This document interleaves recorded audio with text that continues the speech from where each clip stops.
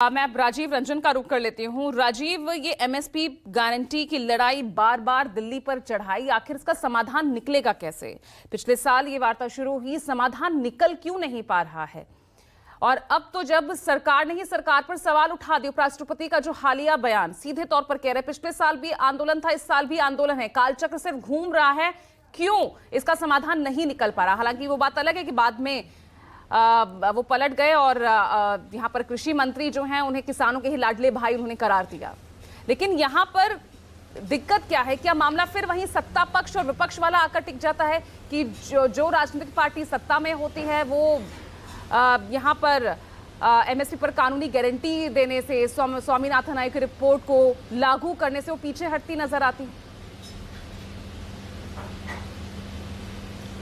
देखिए पूजा, 2020 में इन्हीं दिनों नवंबर दिसंबर के महीने में देश के दिल्ली के तीनों बॉर्डर प्रदेश के किसानों ने, खास करके पंजाब, हरियाणा और पश्चिम उत्तर प्रदेश के किसानों ने कृषि कानूनों के खिलाफ और एमएसपी की मांग पर, गारंटी पर उन्होंने आंदोलन किया था और तीनों जो बॉर्डर थे उसको जाम करके वो बैठे थे। आपको पता है 1 साल तक वो बैठे रहे।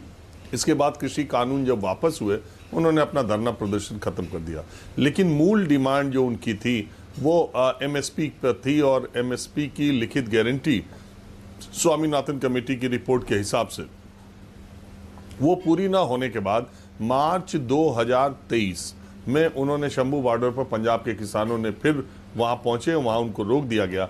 आज करीब करीब 300 दिन हो गए, 1 साल पूरा होने में कुछ ही दिन है और किसानों ने ये तय किया। मामला सुप्रीम कोर्ट आया, सुप्रीम कोर्ट में सुनवाई हुई। सुप्रीम कोर्ट ने कहा कि किसानों को दिल्ली आने से रोका नहीं जाना चाहिए और उसके बाद उन्होंने तय किया कि वो दिल्ली आएंगे। दिल्ली आकर के शायद केंद्र की सरकार पर ज़्यादा दबाव डाला जा सकता है। कल उन्होंने कोशिश की, आपको पता है हिंसक झड़प हुई, उसमें किसान घायल हुए।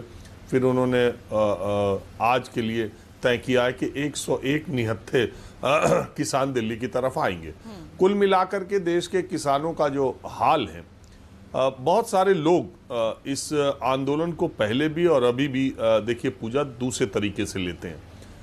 पंजाब और हरियाणा और पश्चिमी उत्तर प्रदेश के किसान पूरे देश के किसानों से अलग क्यों हैं? सबसे बड़ी बात तो ये है, और इनके आंदोलन को देश के अलग अलग जगहों पर उस तरह का समर्थन क्यों नहीं मिलता, एक ये बात है। देखिए पंजाब और हरियाणा ये बड़ी एक ऐसी समस्या है जो जैसे आप डिबेट कर रहे हैं, बहुत सारे लोग जो आज कार्यक्रम देख रहे होंगे कहेंगे किसान अब फिर आंदोलन पर आ गए, किसान फिर अब जाम करेंगे, बॉर्डर जाम करेंगे। ये किसानों का तो चलते रहता है। एक ये दिमाग में माइंडसेट है लोगों के। दूसरे लोगों के दिमाग में ये आता है कि ये जो किसान आंदोलन कर रहे हैं ये क्यों केवल पंजाब और हरियाणा के ही करते हैं, क्यों उत्तर प्रदेश का, पूर्वी उत्तर प्रदेश का, बिहार का, बंगाल का, उड़ीसा का, आंध्रा का, कर्नाटका का, महाराष्ट्र का इस आंदोलन में उस तरीके से क्यों शामिल नहीं होता और ये अखिल भारतीय आंदोलन क्यों नहीं होता? ये सबसे महत्वपूर्ण बात है। देखिए देश में हरित क्रांति का जो सबसे ज्यादा असर हुआ गेहूं और चावल के उत्पादन का, वो हरियाणा और पंजाब में हुआ। सबसे ज्यादा देश में एमएसपी यानी जो सरकारी खरीद है, मिनिमम सपोर्ट प्राइस, उस पर अगर सबसे ज़्यादा 95% किसानों की उपज यानी गेहूं और चावल जो उपजाते हैं, अगर सरकार के पैसे पर खरीदा जाता है तो वो पंजाब और हरियाणा में खरीदा जाता है। उत्तर प्रदेश, बिहार, बंगाल या दूसरे राज्यों में किसानों की उपज का शायद 10% सरकारी खरीद होती हो। दूसरी बात, बहुत सारी टेक्निकलिटीज़ हैं, इसको जानने के लिए मैं आपको बताऊं। अगर आप उत्तर प्रदेश या दूसरे राज्यों में जैसे अभी धान कटा हुआ है, धान लेके आप जाते हैं तो उसमें नमी के हिसाब से और इतने पैमाने हैं सरकार के खरीद के और इतना भ्रष्टाचार है सरकार की खरीद में कि किसान अपने घर पर वहीं पर सरकारी रेट से कम में एक व्यापारी को बेच देता है, वो सरकार को बेचने नहीं जाता है। हरियाणा और पंजाब का किसान पूरी ठसक के साथ अपनी ट्रॉली में धान और गेहूं रखता है और सीधे ले जा करके, अगर अच्छा चावल है तब तो कोई बात नहीं, लेकिन अगर सरकारी खरीद में उसको देना है तो पूरी ठसक के साथ वो जाता है और उसको वहाँ पर तुरंत का तुरंत वो बेचता है। 3 दिन के अंदर उसको पेमेंट आता है।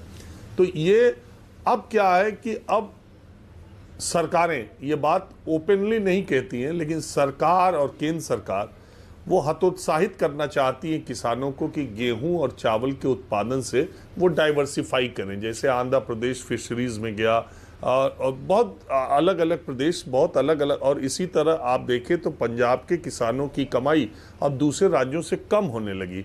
दूसरे राज्यों के किसान जो डाइवर्सिफाई कर गए अलग अलग फसलों पर, अलग अलग फिशरीज में, पोल्ट्री में, उनकी कमाई, महाराष्ट्र में उनकी कमाई बढ़ गई। सरकार भी ये चाहती है कि गेहूं चावल छोड़ के भैया दूसरी खेती करो।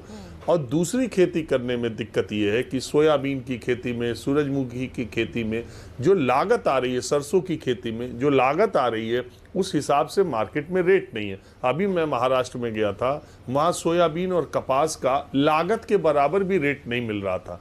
इसलिए किसान ये सोचते हैं कि अगर हम डाइवर्सिफाई करते हैं, अगर हम गेहूं और चावल से दूसरी तरफ जाते हैं, तो इसकी गारंटी सरकार की तरफ से मिलनी चाहिए कि कम से कम उपज से कम पे तो न बिके।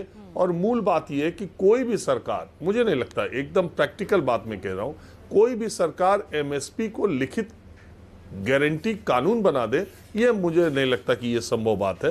हालांकि ये कांग्रेस पार्टी ने और विपक्ष ने इसी लोकसभा चुनाव में इसको अपना एक एजेंडा बनाया था, उन्होंने अपना मैनिफेस्टो में दिया था।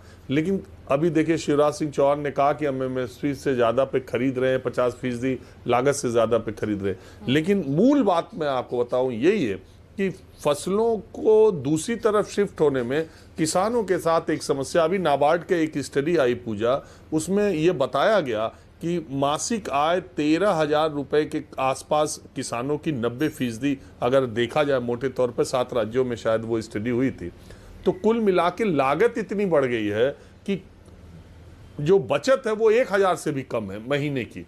तो ऐसी स्थिति में किसानों का ये आंदोलन निश्चित तौर पर, अगर उसी से उनको बच्चों को पढ़ाना है, उसी से इलाज कराना है, तो आज के महंगे दौर में अगर लागत के बराबर भी मूल्य नई फसल का मिलेगा तो कैसे चलेगा। दुर्भाग्यपूर्ण बात यह है कि 1 साल तक किसान बॉर्डर पर बैठे रहे और जो सरकार ने बातचीत, कानून पहले ले आई, बातचीत बाद में की, उसी तरह से अभी तक ये किसान 300 दिनों से बैठे हैं और अभी वो कह रहे हैं और केंद्र सरकार ने अभी तक कोई न्योता नहीं दिया। ठीक है राजीव, आप लगातार हमारे साथ बने रहिएगा।